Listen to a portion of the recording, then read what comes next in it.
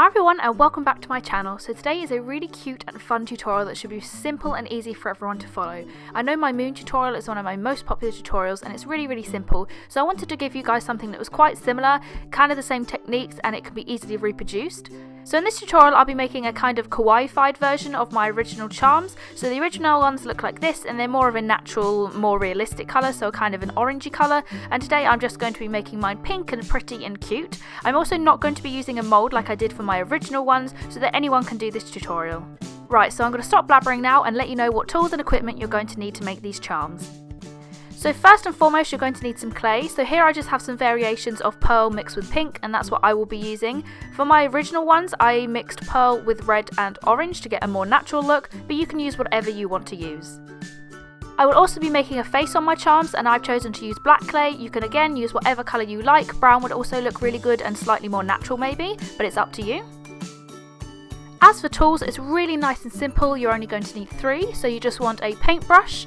I'm using a needle tool, but you could actually just use the dotting tool as well, and like I said, the dotting tool. So I've got this one which is the perfect size, so there's a blunt needle tool and then there's a very small dotting tool, and this is perfect. This is basically my most used tool ever, so I really recommend you guys check it out. I'll leave a link to where you can get one of these in the description for you, but that is all you're going to need in the way of tools.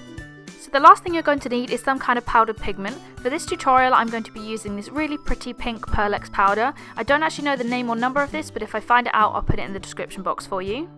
If you can't get your hands on Pearlex pigment, that's absolutely fine. You can use chalk pastels. This is what I used for my original ones. I just used orange and red, so all you want to do is just shave that down and create a powder. I'm actually going to be using chalk pastels to add blush to my charm anyway, as you can see here, so you can just multitask and use it for everything. So the first thing I'm doing is mixing my own colour of clay. If you've obviously got a pre-made colour that you want to use, then you can definitely do that. Right here I'm just taking some scrap pearl pink clay that I made for a different project and just mixing it with a bit of normal pearl from Sculpey. So once I've got my colour, I'm just rolling it into a ball and taking a small bit off, which we're going to use later. It doesn't have to be a huge amount because the things that we're going to be adding with this colour are very small details. As I mentioned previously, I will not be using a mould for this tutorial. However, if you do have one you want to use, then you can do that now. So what you want to do to start making the shape by hand is roll your clay into a ball. Then press the top and the bottom down so you've got a very thick disc. Now using your fingers, you just want to pinch out 5 sides of the star. You could do a slightly different shape if you'd like, but I feel like any more than 5 is going to be quite tricky. I don't have that big of fingers and this can get a bit tricky for me.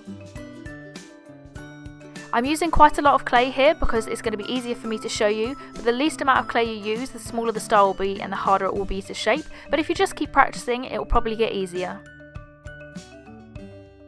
So as you can see here, I'm just repeating all the processes that I just did, so I'm continually pinching and pressing down and distributing the clay into the points that I want. This may take a while, but if you just keep going you'll get a shape you like.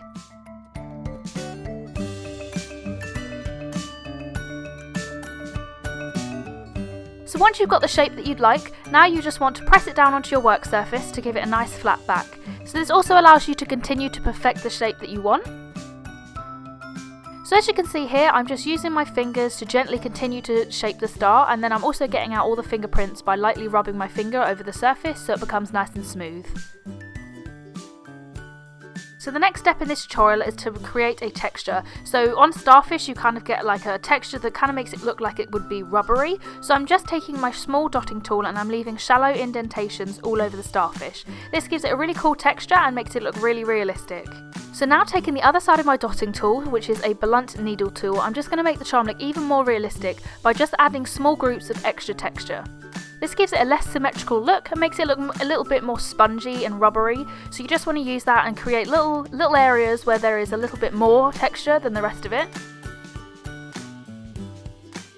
So if you notice at the beginning of this video, I actually have 2 starfish designs. So I have one that's a little bit more simple and then I have one that has suckers on it, which is the one that I'm going to be showing you today. If you'd like to do the more simple, realistic version, then all you want to do is use exactly the same technique as I'm showing you here and the exact same tool, and just create shallow lines from each point into the centre of the star.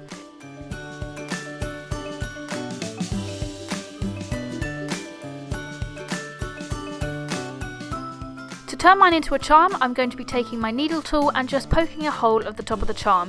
If you'd like to add an eye pin, you can definitely do that, or an eye screw after baking, that is also your choice, but I just chose to go for a simple hole in the top and then I'm going to add a jump ring afterwards.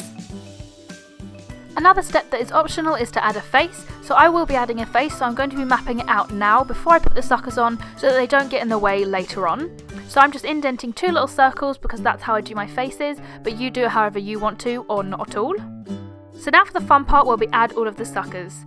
Taking the clay that you set aside earlier, take off a small amount and roll it into a snake.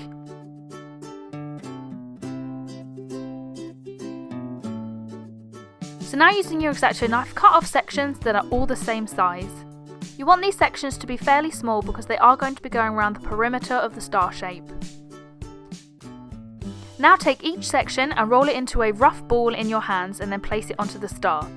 You can do a slightly different design to me if you'd like, but basically on each side of the star I have about 5 balls, and that's just the way I like to do it. I think it's really evenly laid out and it makes it very symmetrical.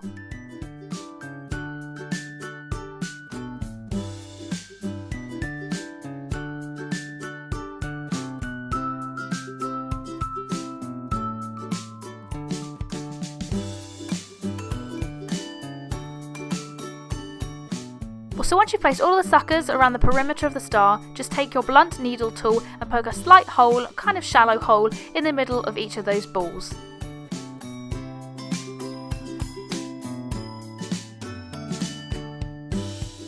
I also placed 6 suckers on the centre of the charm as well, and to do this I just combined 2 of the sections we made for the outside suckers and just used that, so they're slightly bigger than the ones on the outside.